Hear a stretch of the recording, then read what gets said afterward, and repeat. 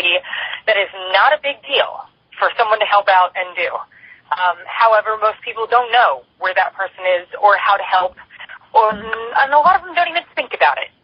But there are people out there who want to help that just don't know how. I think that the committees of safety is just a very important thing on a day-to-day basis to have in the community, to hold the community together and to provide for people in the community who need help, who need very simple, very basic help. You know what? You bring up an excellent point there, and I want to kind of expound upon that. You know, one of the problems that we have today is people's apathy, and I think of one of the reasons, even those that want to be active, that have tried to be active in the past, they always get active in these organizations that are charters, that are chapters of these national groups, tea parties, whatever it is. Right. And it's basically, whatever the head organization says is what goes. And that, and a lot of them get really burned out by that because it's not what they want, or it changes and they have no control over it. One of the best ways to sell the committees of safety is that it is local. It will always be whatever it is that you choose it to be. There is no national organization standing over you telling you this is our policy and this is what we're deciding for you. Right. I was taking an online class, and it was a social psychology class, and one of the online discussions that we had was on helping and group dynamics in relation to helping, which is group dynamics are normally terrible for any kind of humane behavior. But the interesting thing was that time and time again, these women in this class, because a few of them were, they were like middle-aged women who were kind of taking this class as a part-time deal, and a bunch of them would say, oh, well, I want to help, I just don't know what to do, or I don't have enough time, or I don't have any spare money. And and I'm sitting there, and every time one of them said it, I'm sitting there gritting my teeth.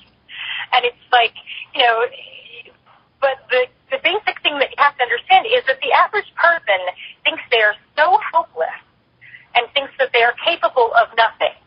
And they think that helping another person is such a big job that they can't do it. We've gotten so far away from just helping people. And, I had conversations with numerous of these women, and I said, just go down to your local youth shelter where these kids have been pulled away from their families and are stuck there by themselves. Go down there and read to them. Go down to the drug rehab place where they have the newborn crack babies and hold them for an hour. Go down to Newtown and hand somebody a bag of groceries who has 5 kids they're trying to support. There are a lot of different ways that people can help. They just have become so separated from it mentally, and it's gotten so far out of our makeup to really reach out and help people that, people look at people like Mother Teresa and think, oh my God, like, how did she do that? And, my whole family is missionaries. And people always say, how did your family do that? And, they didn't do anything special. They just got up every day and did whatever they could to help the people around them. That's not hard. That's not special. It's just a mindset. It's your priority. It's what you believe is important. And really, it's, the average person, unfortunately, has decided that helping the people around them is not a priority. Making their car payment for the car they can't afford is their priority. Or buying a new pair of sneakers is their priority.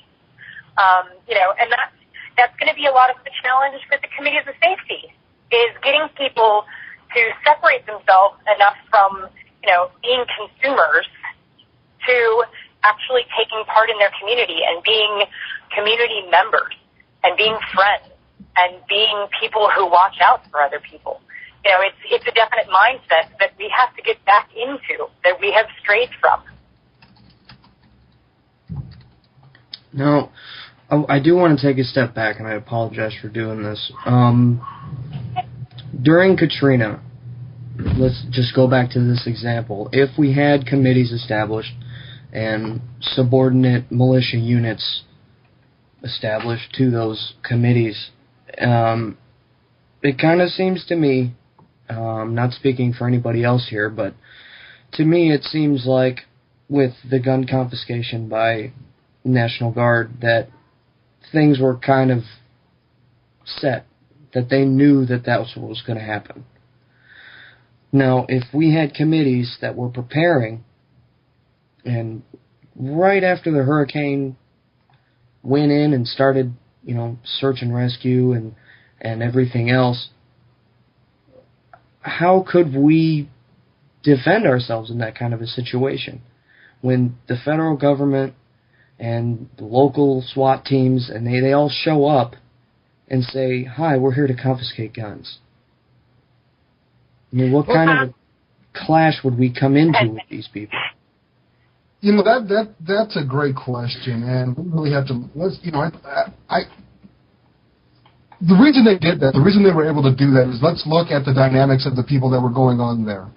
They had just gotten hit with a natural disaster. Many of them are trapped, stranded, they're flooded, they're dead, they're missing. We don't know what's going on. People are in a state of shock, we're disorganized, we're disoriented.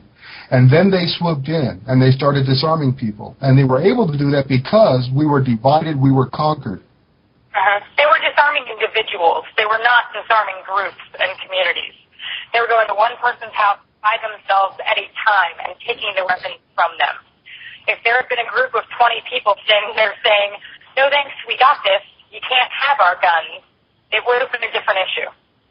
If they had come upon a scene where you had a civil authority already well established and in place that had been up and running for days and that had been feeding the people, that had been clothing and sheltering them, that had been taking care of them, treating medical conditions, because, I know just on the show alone, we've had medics on here that are incredible.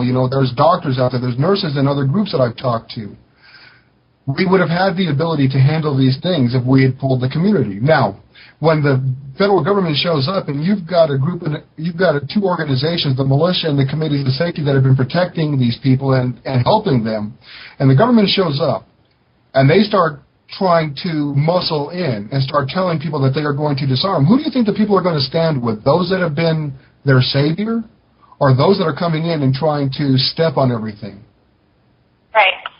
Well, and together we're much stronger. Together more than one person. Yes. One person is easily intimidated. A community is not easily intimidated. And that's it exactly. With the committees of safety, we build that infrastructure of creating that cohesive unit. Creating that cohesion of that unity of the community. It forms that bond of community then, because the community's involved. It's all about the community. It's not about somewhere else 500 miles away. It's about this town right here, right now. Right. And I was actually watching some show about the gun confiscation, and there was somebody who had a video camera. They went to a woman's house. She was elderly, and she said, "No thanks, I don't want to evacuate. I've got food, I've got water, I've got protection." And at some point, she picked up a revolver, or she had it in her hand, and they tackled her and threw her down on the ground. And, it was this big thing, and all I could think was, who is this moron with the camera who's not doing anything? Who is this person who's just standing there filming this? And who are these people who are standing around watching this happen? And that's why we have such a problem with not having a sense of community, because people stand around and watch things like this. We have to have a committee of the safety group that will not stand around and simply watch, that will do something, that will say, you got to get out of here. This is not your place. This is ours. That will stand up for people who are in situations like that. If you don't mind, I'd like to read a comment that Gary posted in the chat room just a second ago. Okay. I said in the aftermath of Katrina, if a committee existed in a consolidated area, a community of that, let's say of New Orleans, a specific community, and sent a representative to the local law enforcement with the message, "We will provide our own protection in our own area," describing the limits of the area protected by the committee, it would make sense that the law enforcement would be relieved that their job was made easier based upon the committee relieving them of a substantial area that might otherwise require their patrolling. Absolutely. They would then free up resources to go handle areas that are in much greater need of help. Definitely, and that's, the idea is that mentality has to be developed and has to be in place in order for that to work. If that happened right now and nobody had ever heard of a committee of safety, and there were not established community organizations, the police, I think the police might still go there. I think that if we don't have this set up and we don't have this visible and we don't have the mentality of what's going on, that's not as effective. I think it would be perfectly effective once we have established committees of safety. I think that would, I think law enforcement would be thrilled to not have to go somewhere. Joseph Martino, he authored the book Resistance to Tyranny. Every committee of safety should have multiple copies of that in the library, and everybody in a militia should own a copy of that. It should be the law. Every American should read that book, I think. But he made the point several times that the time to think about resisting tyranny is not when tyranny has arisen and you no longer have the means to resist it, but beforehand. I think that also goes with anything community-based, even including natural disasters. The time to think about what you're going to do during a natural, what you're going to do after a natural disaster has happened is not when it's happened, but to have this infrastructure ready before you need it. That was Absolutely. And that's the point I think we need to look at with the committees of safety. We need these infrastructures set up before we need them. Right. We need them set up yesterday, basically, because we never know when we will need them, and we actually need them every day on some level already. But yes, definitely, you can't do this in the middle of a hurricane, just like you couldn't set up committees of safety in the middle of a financial collapse. And the only way to survive things like a financial collapse or, foreign invasion or things like that would be to have systems like this already in place. Because if you don't have them beforehand, it's way too late when it happens. Well, let's look at the French resistance during World War II. They set up on the fly. They set up after Germany had come in. And they, as effective as they weren't very effective in the overall. But imagine how much more effective they could have been if they already had the infrastructure set up. It had been organized ahead of time. It's one of the things that I think it needed to happen yesterday. Actually, I think it's something that should have never gone away. And that definitely the times that we are in now greatly call for this. And there are a million groups out there with all kinds of different plans.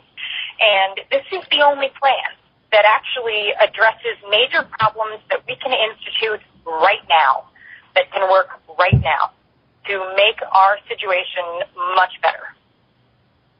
Well, agreed, and it's also a part of our heritage, our history. We can show people the concepts of these committees of safety before the revolution, during the revolution, after the revolution, and even after we were formed, even after we became the U.S.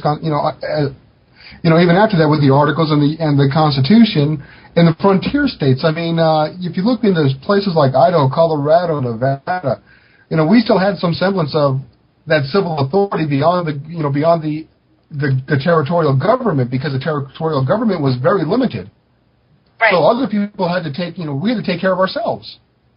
Uh-huh. I think that's one of the other selling points that we can show. This has been a part of our heritage and our history. This is not something new. No, this is and it's beyond the heritage and the history. It's the rule of natural law. It's called being a good human being.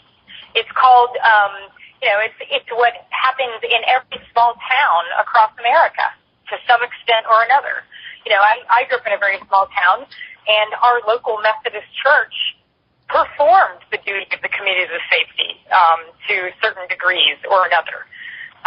They did outreach in the community. They made sure the community had what they needed. And, there are sheriffs that do that in small towns across the country. It's a very fundamental, basic concept. And it's just about protecting your own and protecting your country. Agreed.